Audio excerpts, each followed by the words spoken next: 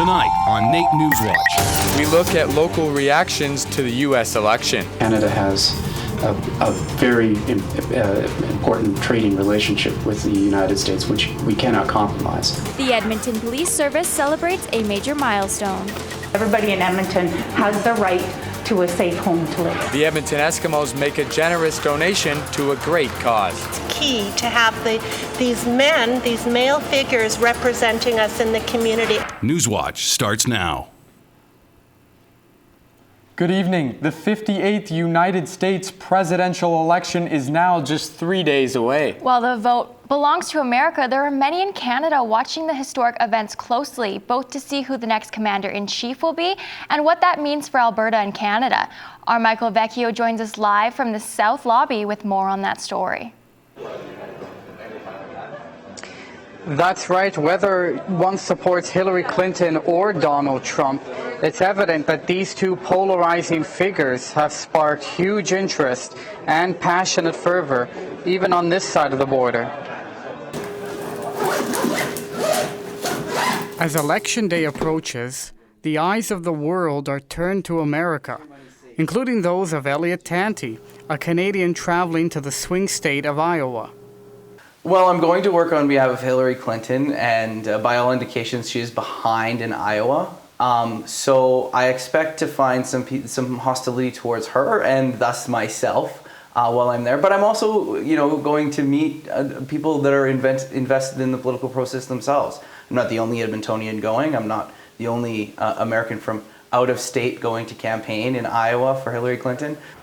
While the campaign has produced its share of amusing moments, there's no doubt that the results will have some very real consequences for the province and for Canada.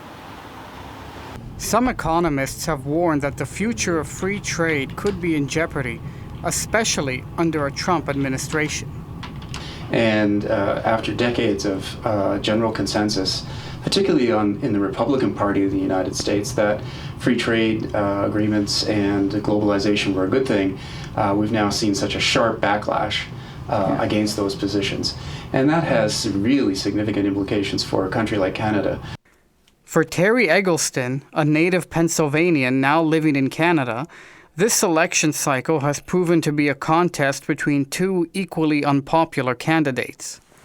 It's a farce. Is because it's completely turned into a farce.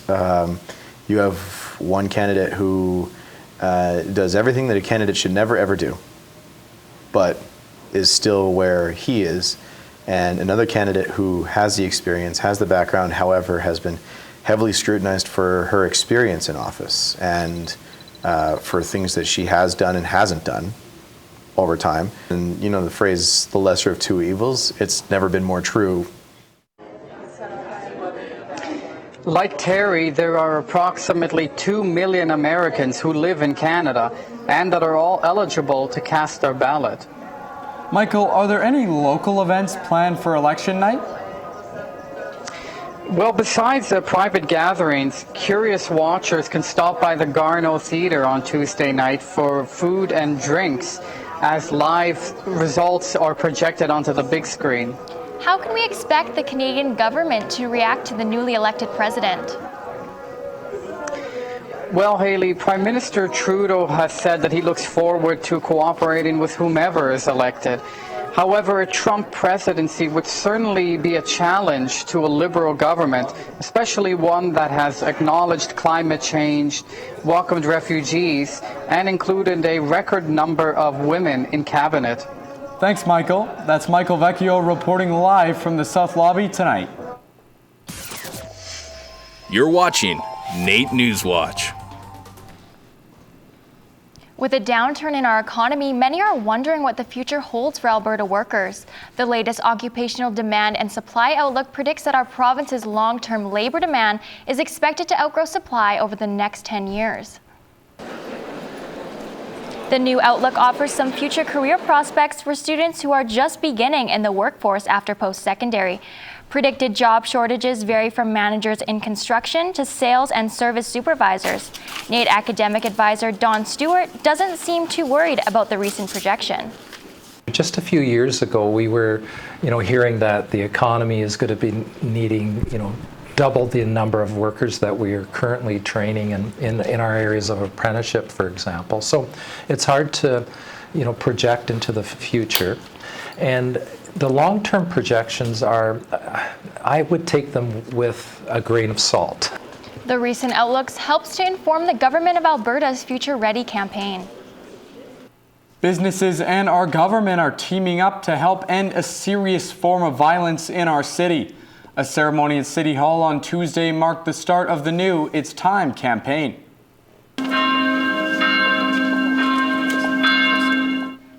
The bell marks the beginning of the new campaign where the City of Edmonton is partnering with 18 leaders and employers to help end gender-based violence and sexual assaults in our city. The new partners signed on to the campaign and will work with the Gender-Based Violence and Sexual Assault Prevention Council to learn about the actions they can take to prevent and address the issue. This initiative will focus on working with citizens as well as building the community's capacity through a diverse set of community development strategies. The council hopes that partnering with these prominent Edmontonians will shine more light on the issue. For the 5th consecutive year, the Edmonton Eskimos are continuing to show support for victims of domestic violence. For the 5th year in a row, we're making a donation and a contribution to the Edmonton Win House. In partnership with Reebok, the Eskimos made a donation of 254 pairs of shoes to Win House Women's Shelter in an effort to keep raising awareness towards violence against women and children. They're really being role models, and they're players that that children really look up to. So that has a significant influence on our overall attitudes and who they want to be like when they grow up. The Eskimos plan to continue working with the women's shelter in the future. The Edmonton Police Service celebrated a milestone this week in connecting to preventing crime and condo and apartment complexes. Eastgate's Condominiums is the 300th property to join the EPS crime-free multi-housing program. The program is designed to work with landlords and tenants to create a safer living environment for everyone involved. What the program does is we want to work together as a partnership to keep illegal activity off the property and give people a safe place to live. The program has been running for 15 years and EPS is hoping to expand to more Edmonton properties. A week in advance of November 11th, the Legislative Assembly of Alberta held its annual Remembrance Day celebration to honor those who have served and continue to serve. The service included members of the Canadian Armed Forces, the Royal Canadian Legion, and the Salvation Army as they all came together to celebrate and honor our veterans. Speaker of the House Assembly Robert Warner spoke about the importance of keeping the event going. It's absolutely important that we keep their memory alive, and this event must stay alive because it's really a statement, an event about the celebration of peace into the future. And we must remember that only as a few short years ago, our nation's armed forces were in parts of this world, and they will continue to be in other parts of the world.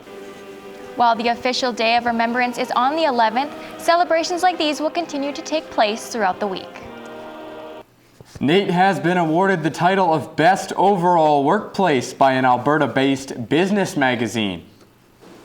The magazine Alberta Venture holds the competition every year to recognize employers who offer exceptional places to work. NAIT stood out amongst the competitors because of its mental health and first aid training program. In partnership with the Mental Health Commission of Canada, we have a wonderful first aid program, both for staff and students. So as a student, you have access to training that will help you deal with mental health issues, both in the workplace, in the school place, but also at home and in your social circles. You will get some tools to help deal with those, identify those, and really be much better prepared for dealing with mental health. NAIT has 2,800 academic and non-academic employers. Over the summer, there were 450 employees trained in mental health first aid. NAIT offers the training every 2 weeks. The annual Stollery Children's Hospital crowned a new champion this Thursday. Congratulations. The torch was passed from previous champion child Derek Shank to current champion child Sophia Ricci. Sophia was chosen for the award due to her rare heart and lung disorder. Although she remains on the heart and lung transplant list, she is currently in stable condition and has been vastly improving over the course of the year. She's participating in a modified gym class, playing at the park. She's even joined the grade 3 basketball club at school. These everyday things warm my heart. The program is in place to choose children to represent other children who are suffering from various mental and physical disorders. It's not hard to go a day without hearing the name Connor McDavid here in Edmonton. The Oilers captain generates conversation on a daily basis, something a local plumber is taking advantage of. It doesn't take long to realize Raphael Papiani is a huge Oilers fan. Papiani has become known recently for a certain something on the back of his truck. He came up with the idea of getting the plate, and I said, sure, but whose truck is it going on? And he said he'd give it to me, so I was happy about that. Dad came up with the idea, and now I drive around with McDavid's plate. Papiani says people are always looking into his truck to see if it is in fact the Oilers captain. Most, he says, end up disappointed. Coming up after the break, we take a look at how anonymous online postings can affect the NAIT community. Facebook pages like TBH NAIT might be creating negative feelings for students. Anonymous just means not taking responsibility and possibly causing significant harm to somebody. Coming up next in sports, I've got Oops highlights. The women's soccer team is going to nationals, so I got a preview there. And I'm going to learn to hit some jump balls with Oliver here. I got that coming up next. Hey, I'm Mason, and can you believe we're already into November and still no signs of snow on the ground? We might catch a little bit of rain this weekend, but the Edmonton area is looking very promising to get into the double digits. I'll have that and more coming up in weather. Well, it's November and the white stuff hasn't stuck around. I know, I can't believe it. I hope the warm weather stays around a little longer. But our weather reporter, Mason Olvestead, will have more on what's to come. Yeah, guys, it definitely does look like the weather will be sticking around at least till the end of the weekend. There is a cold front moving into the north, but Calgary won't see any of that as we get a high of 13 and only a low of 3 with a 20% chance of precipitation, but that's going to clear off by the end of the day. Jasper, on the hilltops, we're going to be seeing more snow, but down at the base region, we're going to be seeing only a low of 1 and a high of 5 with a 40% chance of precipitation, and that's where that snow is going to be coming from. As I mentioned earlier, with the cold front, Fort McMurray is going to be seeing the coolest temperatures. It's going to get pretty gloomy as we see a low of -1 and only a high of 7 with a 30% chance of precipitation. In the Edmonton Capital Region, we are looking very optimistic as we head into the day with a high of 12 and only a low of 1 with a 30% chance of precipitation and partial clouds. Now, I don't have any factoids for you, but I can assure you that the Edmonton average around this time of year is a high of 4 and only a low of -5. So we're well above average on today. The Edmonton record was a high of 19 in 1949 and a low of -21, which we are far away from in 1936. And that's it for weather. Now, don't forget to turn those clocks back tonight and enjoy the rest of your weekend. Weather is brought to you by NR92, the station for the students. Venting on social media is something we're all familiar with, but an anonymous campus pages can become a platform for anonymous bullying as well. Our Mackenzie Owens has more on that story.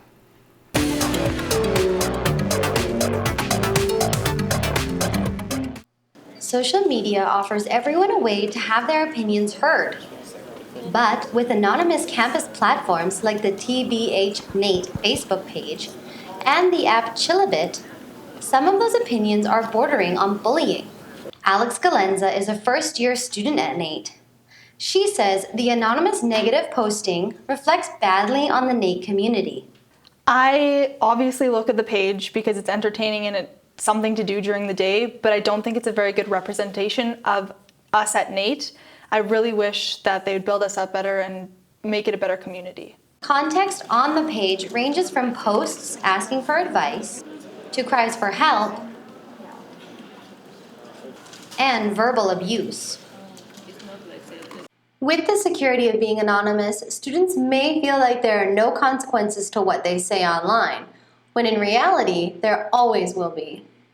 NAIT's web team does monitor the pages, but not everything that's posted comes up on their radar. It is up to students to monitor their peers and report any inappropriate or hurtful posting. Anonymous just means not taking responsibility and possibly causing significant harm to somebody. So. For NAIT NewsWatch, I'm Mackenzie Owens. Busy weekend for the NAIT Ooks this week. The women's soccer team has notched their names yet again into some shiny hardware, Kev. Yeah, it's 3 provincial championships in a row for the Ooks women's, and I got exactly what it means for them in the future coming up right now. After knocking off the best the ACAC had to offer on the pitch, the Ooks women's soccer team is preparing to head to the Montreal for the CCAA National Championships.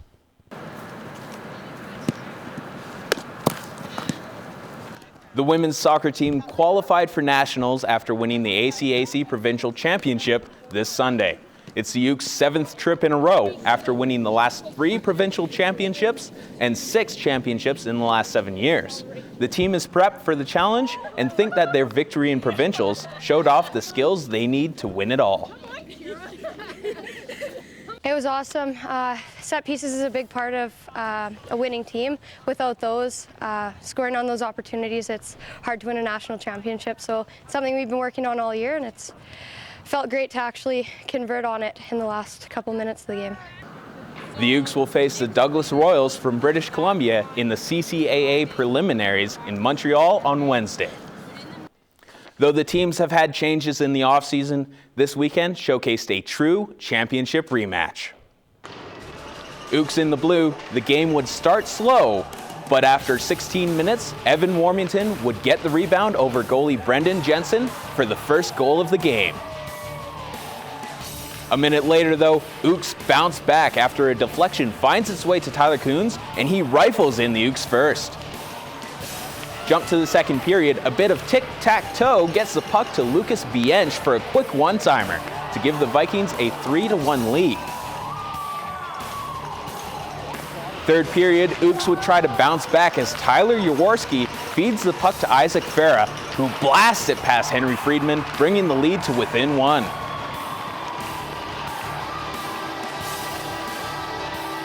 A few minutes later, though, Owen Sobchak, coming off the bench, would take the puck away from the Ooks and slicks his way past Jensen for the 4-2 lead.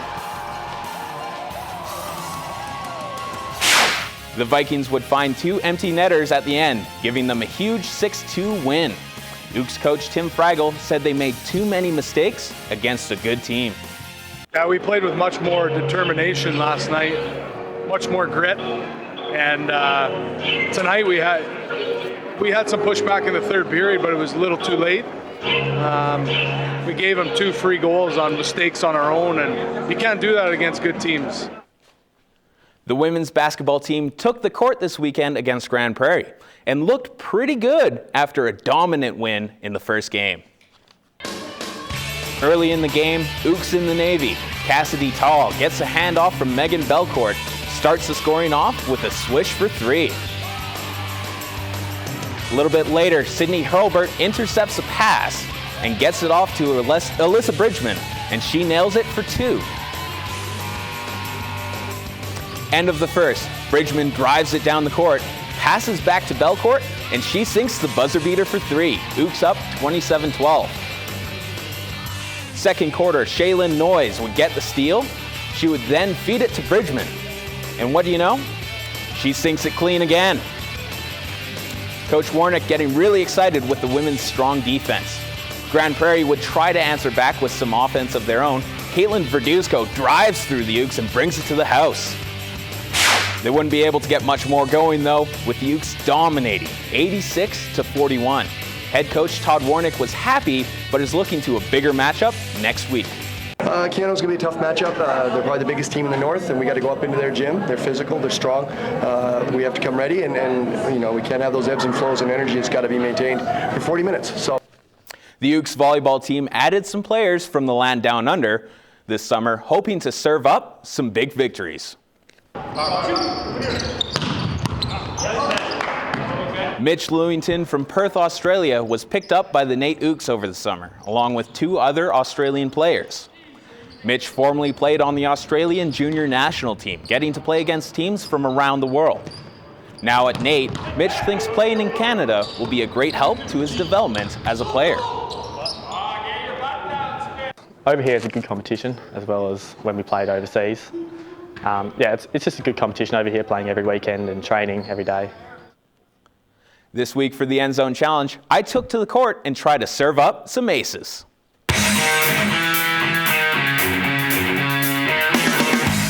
Hey, welcome to the End Zone Challenge. I've got Oliver McSwain here with me, team captain of the NAIT Ooks. And so Oliver, do you think you can teach me how to do a jump serve? It's kind of a really cool move.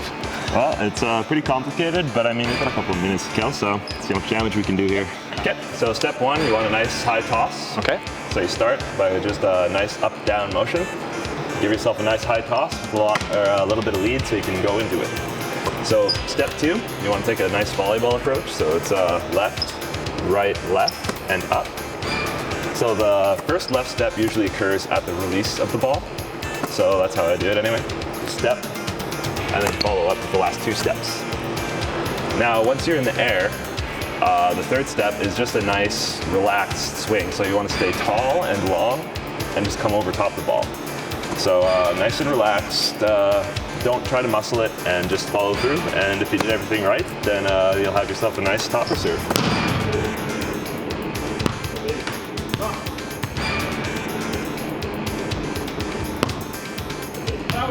Well, that was certainly a lot more challenging than some might think. Yeah, it took 4 months of summer to really polish that off, so hard work pays off, I guess. Yeah. Well, thanks a lot. Thanks a lot for teaching me today. And that's all for the End Zone Challenge. Man, you know what? Probably the hardest part of that is getting the timing down between throwing the ball up and getting the jump off. Yeah, I bet that took quite a bit of coordination. You just need some practice, and I'm sure you'll get it down pat. Definitely. Thanks a lot, guys. Coming up after the break, we kick off Movember with the NAIT Shave Down. We also learn more about how Movember raises awareness for men's health. And this event really is a kickoff, which is fun. It's, people get to shave, we hand out free stuff. Hi, I'm Carter Armani. Coming up next for entertainment, we take a look at a Lest We Forget concert rehearsal, preview the Arrivals movie, and take a look at a science experiment at the Telus World of Science that you won't want to miss. Got all that more coming up.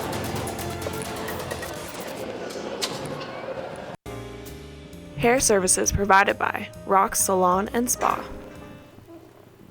November marks the start of Movember, and Merrick and I got the chance to get involved in the event here at NAIT. Well, Haley, it was a personal sacrifice, but you got the chance to shave off some of my somewhat non-existent facial hair. Movember has become a tradition where a fresh shave on the first day of November is followed by 30 days of hair growth to support men's health. Movember is aimed to make men more comfortable about coming forward and discussing both physical and mental health issues. We experienced firsthand NAIT staff and students shaving it down for a good cause. This event really is a kickoff, which is fun. It's, people get to shave, we hand out free stuff, and you get to talk with people about something I care about, which is men's health and mental health.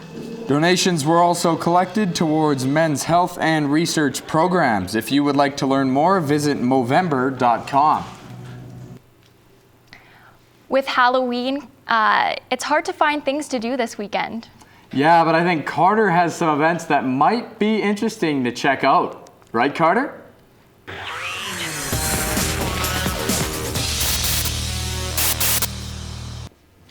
That's right, guys. Well, Remembrance Day is usually considered to be a solemn and reflective occasion, but in advance of November 11th, the Edmonton Cosmopolitan Society is paying tribute to those who fought for our country with music.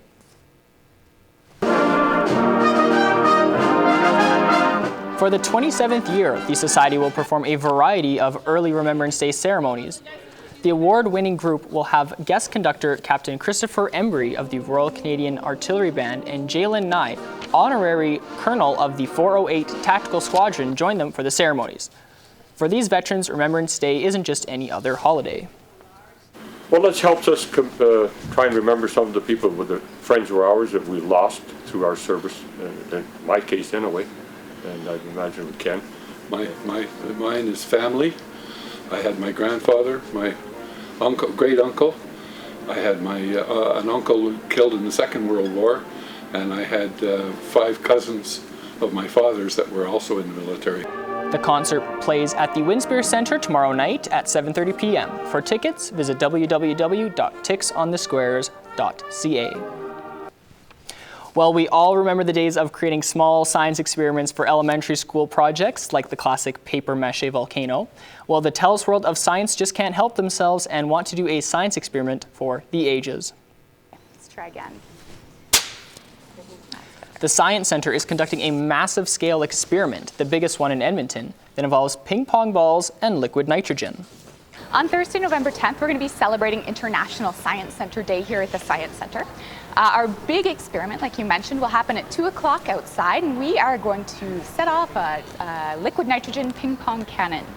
So we've got 1,500 ping pong balls. We've got about 1.5 cups of liquid nitrogen. We're going to put them all together in a big garbage can, and we're going to see what kind of an explosion happens at the end. The experiment will take place in front of the centre on Thursday at 2 and is sure to be a blast for all spectators. Well, an all-star cast of Amy Adams, Jeremy Renner, and Forrest Whitaker take to the screen in an all-new alien sci-fi that is filmed by Canadian director Denis Villeneuve. There are days that define your story beyond your life, like the day they arrived. Aliens have landed on Earth, and linguistics expert Dr. Louise Banks, played by Amy Adams, has been recruited by the American military to help uncover the language of the invaders. With the fate of humanity riding on Dr. Banks, it's a race against time and an all-out world war. Now that's a proper introduction. Premiering earlier this year at the Toronto International Film Festival, Arrival is looking to be a can't-miss film that will be quite the refresher to the sci-fi community. You can catch the sci-fi thriller in theaters on November 11th. And you're in luck, we have a pair of free pre-screening tickets to give away. Answer our trivia question over on our Twitter page. What 2013 film did Amy Adams and Jeremy Renner co-star in together? Good luck, and that's all for entertainment. Well, that's it for our show this weekend. Thanks for watching.